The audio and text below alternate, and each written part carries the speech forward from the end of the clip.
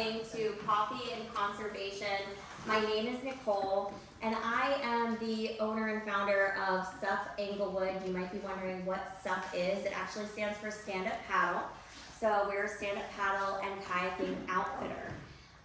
So this mission, if you look back at like the history of me in this area, I want you all to know I grew up here. This is my hometown. So Englewood is really near and dear to my heart. And over the years of being a guide, I've noticed a lot of impacts, and growing up in this area, I've noticed a lot of impacts to wildlife and just so much in the area. So I decided to found this coffee and conservation event so that way we can rally everyone in the community together that really cares about this area, wants to learn more about it, wants to be involved. And so that might mean that you're new here and you want to learn more, or you're maybe just interested in native plants today. Whatever brought you through the doors today, thank you so much for coming and welcome. I really want this to be a space where you can learn from varying nonprofits. We're setting up a lineup of these events, so they're going to be once a month, every third Tuesday of the month, starting at 9, going until about 10:30. It'll be a presentation style, so you'll be able to learn, and then we'll always have a chance for Q&A at the end. So I am going to be working to record some of these presentations, so if you ever can't make it and you want to access that information later, they'll be available to you. But obviously by being here, it gives you first opportunity to ask questions, to learn more, and to connect with others in your community that want similar things. So today, I'm really excited to have Ava Lasseter of the Native Plant Society. She is the Mangrove Chapter here locally. Native plants are extremely important. They're really the beginning of the habitat and the food source for our local birds and animals. And so the more that we can have native plants, the more that we can help support a diverse community of plants and animals and birds, all kinds of wildlife. So without further ado, please help me to welcome Ava, and thank you all for coming today. Thank you, everybody. So I envisioned this as a bit more of a conversation style, since we're all going to have coffee as well. And I'm using a presentation today from one of our members, Ginny Stibolt, not one of our local members, one of the state members. And this is based on her book, which you can find available, Step-by-Step Guide to a Florida Native Yard. And you can also find the entire presentation on our website as well. So we are, the Florida Native Plant Society is a statewide organization. It's broken up into regional chapters so that the state level, they do more research and advocacy. Our membership brochures were actually in the back. So when you join, you would join through the state level organization, and then they distribute funds to the regional chapters, and we engage in more of the outreach and education activities. All of our information is available online, and so I did bring a few copies of some of our publications. I didn't bring enough for everybody to go around. We try to discourage too much paper use, and we really encourage you to go online.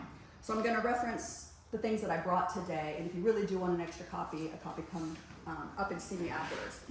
Also in the back is a business card with our website, but you can also find it online very easily Googling who we are. So I'm Ava, I'm the current president. We are a completely volunteer organization. This is not my realm of expertise professionally. I'm a cultural anthropologist by training, and I just have a passion for native plants, and I'm actually an environmental anthropologist, so I am very interested in human-environmental interactions. So that's part of what brought me to this world. So I'm going to talk today about why native landscapes are important, and why they can be a better choice for us as individual homeowners in our own yards, as members of our broader community, and as citizens of the planet as well. And landscapes filled with natives can be designed to work in any neighborhood, even the one that's shown here, which is part of a homeowners association. So a lot of people, when they first hear about native plants, they're like, oh no, I can't do that, I live in an HOA. Well, there's a state law that is in place that can help, we can help share with you more information about that. They really can't tell you can't plant natives. But I'm not going to talk about that too much today. That's a completely different presentation. But this is a house, a home in an HOA, and so it can be done, and we'd be happy to share with you more information about that. Okay, a typical landscape here, plants are replaced 3 to 4 times a year. Okay, this is high maintenance, and this is a landscape to an entrance of a community in North Florida. And you can see that it maintains several rows of these non-native annuals. And so 3 or 4 times a year, this community has to pay hundreds of dollars for hundreds of plants and for the laborers who do the work. Now, this is very much an income for those landscapers. Thank you sometimes, the landscapers. And so that is something else that we as an organization are working on, that relationship. Is there something we can relay with them and help to change that kind of paradigm of only using non-natives that need to be replaced all the time. And it's not just the plants that are on top. The soil below is more than just dirt. It hosts millions of microbes and also other larger critters like earthworms that help plants to absorb more nutrients. So when the soil is disturbed, it kills many of these organisms, and it also releases large amounts of carbon dioxide, the greenhouse gas that contributes to global warming. So using long-lived native plants instead of annuals that are only in full bloom at the time you buy them ultimately is less expensive and better for the planet. So when we go into the garden centers that we're all familiar with, we're offered mostly, if not all, non-native annual plants that live only 1 year. So when they reach the store shelves and they look like this, they're at their peak, they're at their best. So as far as the plants are concerned, they're done, they've completed their life cycle. So when we plant these in our yards, they're already going to be on the downhill side. In a few months, we're going to come back to the store, we're going to look for replacements, and we're going to do it again. It's good for the store, and it's not good for our landscapes and for our pocketbooks as well.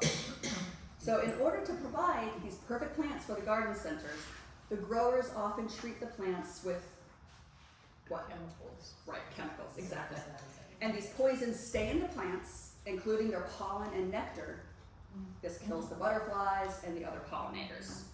So we just can't build useful butterfly gardens, pollinator gardens with these types of plants. So this gentleman is Dr. Doug Tallamy. He's very well known in the native plant world, and he is an entomologist, and he teaches at the University of Delaware.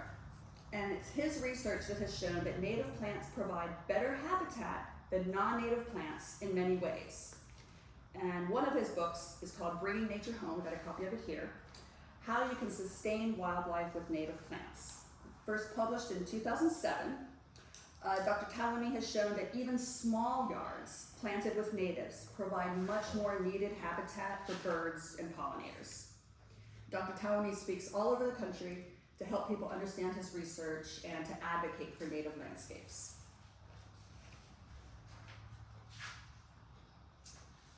So here's some examples of some beautiful earth-friendly alternatives to our lawns and seasonal plantings. So if we want to have earth-friendly landscapes, what would they look like? So this one over here is the city of Lake Worth. I'm going to come to another slide and talk a little bit more about these palm trees. But we all see these cabbage palms. This is our Florida state tree, right? Aren't they beautiful? A full pom-pom. After Hurricane Milton, any of the ones previously, when everything looked dead, what looked good? These look fabulous.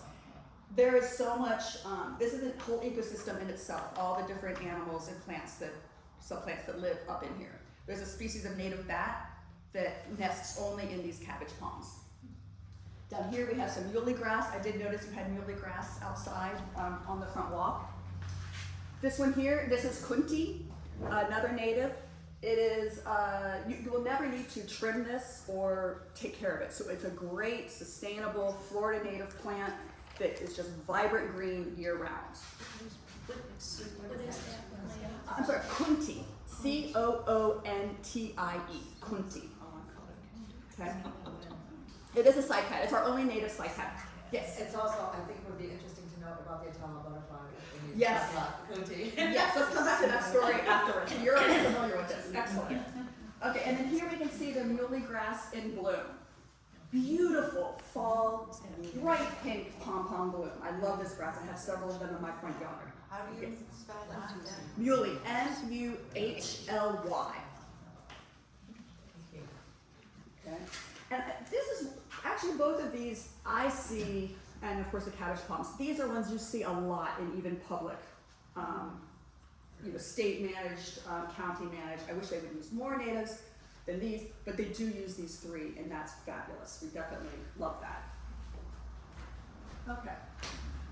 So using these long-lived native plants and avoiding a lot of the poisons, the chemicals, inputs, it's both sustainable for your environment and sustainable for your pocketbook, right? So when those seasonal plantings and lawns are replaced with natives, you want to plant them more densely. That cuts down your need to do weeding, okay? So they can be put together more closely. And a native landscape, ultimately, it's going to need some ongoing maintenance to clean things up, but with planting, it can be minimized and still look good. But it is very much a different look, okay? It's not this trimmed grass lawn. It is a more natural, meadowy kind of look. So the foundation plants that are used in most landscapes, they often outgrow the space in only a few years. That requires then our landscapers to be trimming constantly. So it's a lot of work for the landscapers, which they definitely like that part. But there are alternatives that we can use. So here's where I'm going to come back to that native palm. So this is an example of a landscape in Jacksonville, Florida, highlighting the temperature change, right? Planting more of a story and an understory plants can bring the temperature down, especially as it's getting hotter and hotter every year. And this is when I want to take the opportunity to point out these cabbage palms again and how full and beautiful they are. And I did bring this to one of the publications I brought.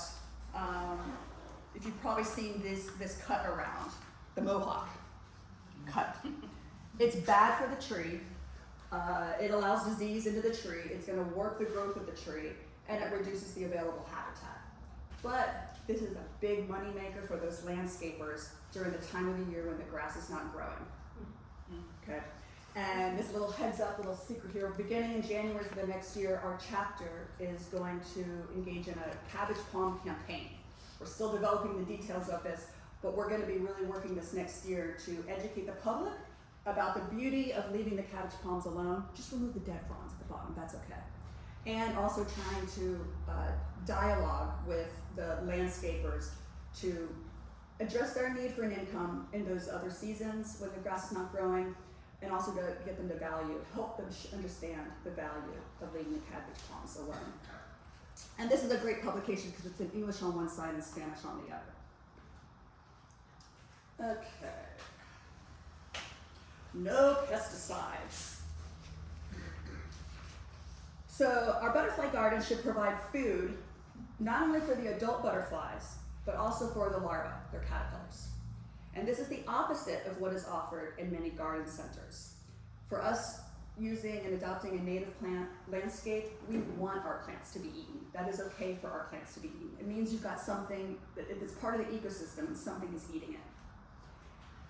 So here we have pictures of adult zebra longwing butterflies, and they can sip nectar off of many, many different plants.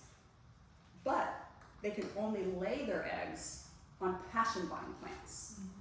Nothing else will do. And this is also our state butterfly. And this is the example that this lady just pointed out. The Atala butterfly will only lay its eggs on the kunti.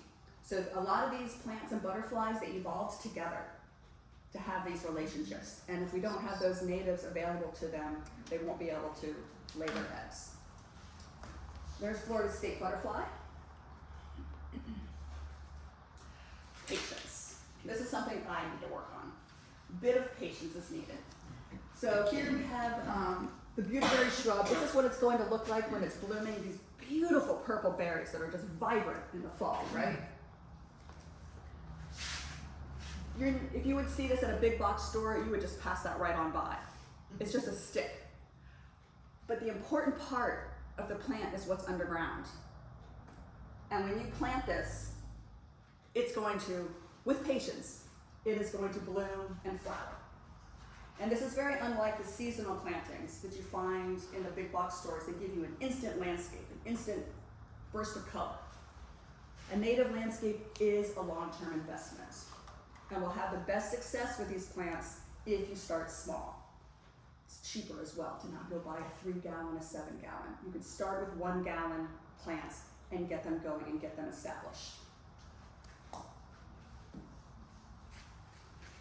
Here we go. Where do you get these from? I'm fairly new. I've been interested in Florida native plants for 5-7 years prior to moving here. And I would go to, I didn't know where else to go, but Home Depot, Lowe's, even MRT since I've lived here. And when things are sold as native, they're not always native. And it's misinformation, it's who they got the plants from sometimes. It is important to buy from actual native nurseries. So if the big box stores and the garden centers are not selling them, where do we find them? So I did bring some of this publication. This is put out by the Florida Association of Native Nurseries. But you can also go to this website here, plantrealflorida.com, and you can put in different plants and you can see the different native nurseries. There are some other ones nearby.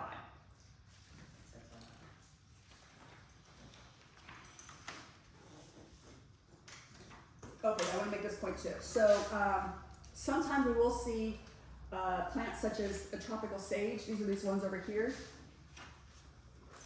And they may be in bloom. What's my thought there? Right, okay. So you can find things that are in bloom sometimes, and maybe that they're not. When you go to these native nurseries, the people there are really experts. And it's not a matter of just what is in bloom at the time. You want to be thinking about right plant, right place. What is the plant that is good for that particular place? Sun, shade, wet, dry. How big is the plant going to get? When it's full bloom, you know how big it's going to get maximum, more or less. If you're buying them in less condition, talk to these native nursery people. Come talk to us at some of our meetings. Get a sense of what the plant is going to look like when it's full grown. Again, this goes back to the patience. It takes a couple of years for these to get established, and then once they're established, many of them will reseed, reseed, R-E-S-E-E-D, reseed, and then you'll have other sprouts, other volunteers of them creating more of a natural landscape. So underneath trees, it's a perfect place to begin reducing your lawn and adding natives. It may seem daunting and a huge undertaking to just convert your yard, and we're not advocating that. That would be an enormous project. You could start small with a little corner, a little pollinator garden, or starting around a tree and expanding out from that. So too often our landscapes, these more conventional landscapes, they're not designed for the least amount of work anyway. These magnolias, native, they are native, but they drop leaves all year round, and people are constantly raking up the leaves off of their grass. If you have habitat around it where that leaf litter contributes to the soil, contributes to the ground, contributes to earthworms and whatnot, you don't need to be raking them up all the time. So thinking more holistically about your environment. And so solitary trees provide the good starting point to removing lawn, replacing lawn, and building that habitat.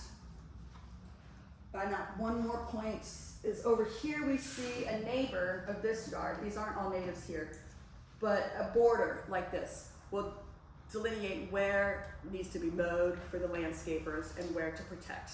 So there's different ways you can use components in your landscape to still have grass, to still be having some lawn, but to let landscapers know where not to pass with their power tools. Which leads me to reducing the use of power tools, which are expensive, which are noisy, and which are bad for the environment.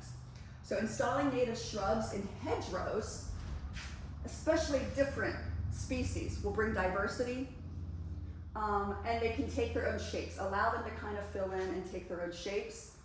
Could be reducing your amount of lawn that you have. Each shrub since you have a variety here, the hedgerow is going to be more resilient than having just a single species hedge. You have a single species in all of them, you're going to want to trim to make it look all nice and uniform. Using different species, allowing them to differentiate will add more interest visually, reduce pests if there are pests going from one plant to another, and just allowing you to have a more natural Florida style landscape.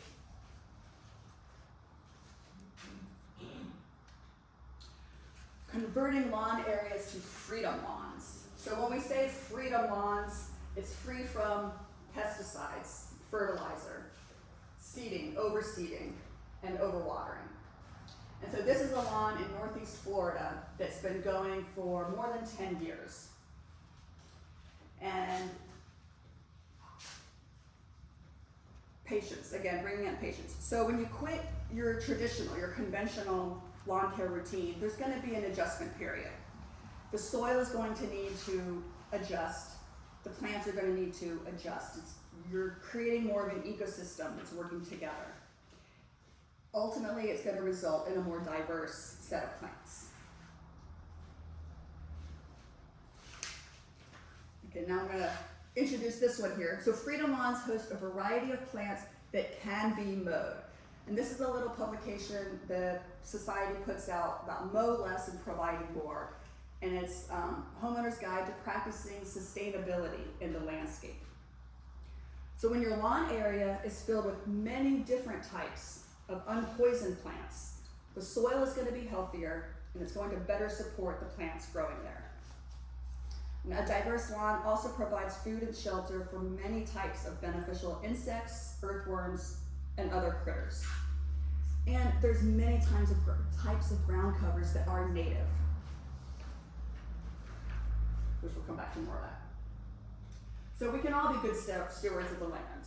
When we change the way we manage our landscapes, we can become better stewards of the land, and we want this for ourselves and also for our future generations. Hummingbird here. There are several plants, native Florida plants, that will attract those hummingbirds. You don't need a feeder, you don't need birdseed and stuff. If you introduce native plants, that will substitute for your feeders.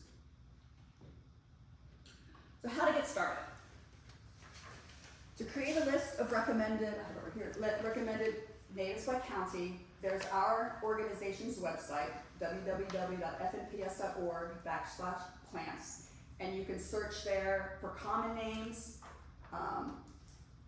It'll show you images of the plants, additional information, and then there's that website again for that Plant Real Florida that's associated with the Florida Association of Native Nurseries, right? And we have an advertisement, our organization has an advertisement in here as well. But I'm going to tell you about the 3 that are in our area. And you may have heard of these. These are the ones closest to here. Sweet Bay would be in Parish. You have to go up 75. It's kind of almost near where 75 and 275 diverge. All Natives is Fort Myers. And Florida Native Plant Nursery is Sarasota East. You go way out east on, what's the road? I'm trying to think of which road it is, but you go like right to the end. It's Right. Fruitville. Fruitville, thank you. You go to the end of Fruitville Road, east. Okay, wonderful. Yes. So they are a bit of a drive, but Worth this it. Day trip, it's a worth it. it's a day trip. Go with your friends. Go with your friends. The staff that work there are lovely, are welcoming. There's other things to do right around each of these, like a park. The prices are excellent, and the staff is very knowledgeable. So I can't just tell you 2, 3, 4 plants that are going to work exactly well in your yard or in your yard. Right plant, right place. That's one of our mantras, okay? Talk to the people there. You've got sun, you've got shade, and they will help you pick out some starter plants.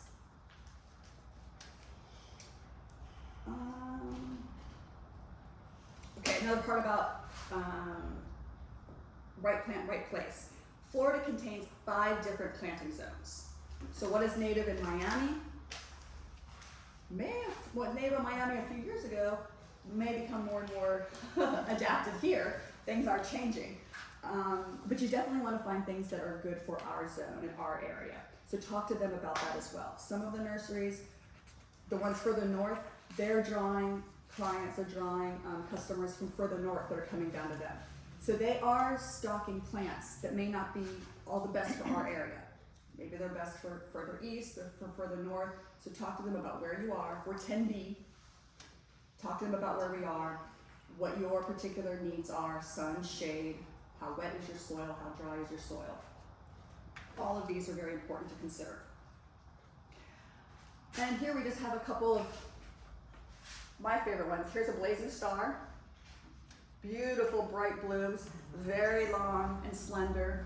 And here we have a starry rosenweed, which will die back to a little rosette at the end of the year and then shoot up new blooms, new stalks the next year with new blooms. And with hosted pollinators there as well. So we can all make a difference. And it takes just one yard at a time, and then it's one neighborhood at a time. And while each action may not seem like much, when we multiply this over and over and over across our citizens, across our communities and our municipalities, ultimately the result will be huge. And so this slide, it was created from one of the actions of the book that I showed you at the beginning. This is Ginny's, one of her books, Ginny's books, that I would recommend if you're wanting to get started. This is a great book to look up. And I can go ahead and pass this around if you want to take a look at it. And then another one I wanted to highlight. This is, I don't know Dan Walton, but Laurel Schiller is the owner and founder of the Florida Native Plant Nursery, the one that's up off Fruitville Road. And these are two books that I bought when I first started my yard. Breaks down, gives you your range, north, central, south Florida, wet, dry, ground covers, wildflowers, shrubs, trees, and lots of different information about getting started. So these are definitely two core books for kind of getting yourself going. They're available at the library as well. And so now I just want to talk a little bit, that's the end of Ginny's presentation, but I put together some of the native plants that are known for sand stabilization that do well in our area specifically. So it is very important to think about your right plant, right place. Think about how big they're going to be. Think about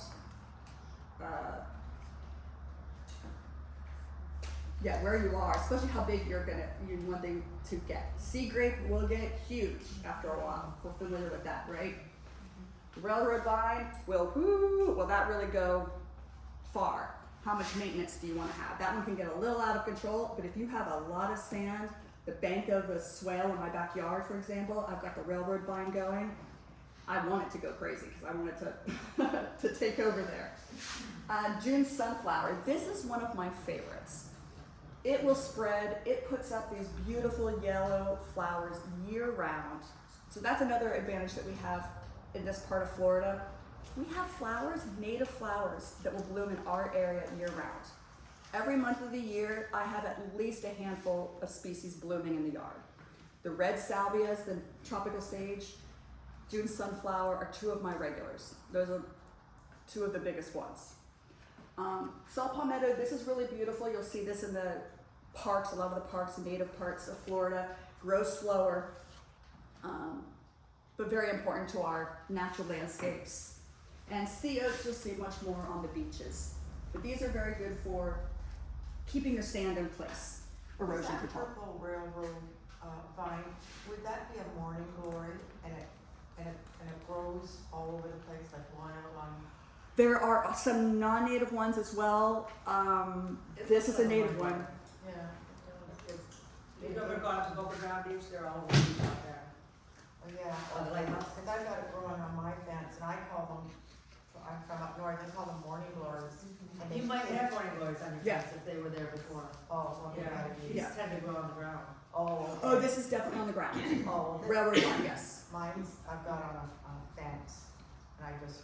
Okay. Oh. I don't have railroad vine growing on my fence. Now we do have native vines, Florida native vines. A lot of them have, there's other species in the genus that are not native. So we do have some native morning glories, I'm sure. But our native vines are incredible. Instead of putting up a PVC fence, right now I'm building a trellis. My fence came down, first in Ian, got worse in Helene and Milton. Same here. Okay, forget that. I got I'm putting in 4x4s with cross beams, and I'm getting native vines growing on them. I have passion vine growing all Great. over behind me in a wild bush and then all over my yard, so that's what I'm making my husband do. And that's our, the necessary for the zebra longwing, right? The passion vines, yes. And they bloom year round. One of them attracts the hummingbird. I'm not sure which one. I'm looking at two of our members back here. We have Ann Risberg and Susan Norval are two of our Mangrove Chapter emails. I was so pleased to see them today. Thanks guys for coming.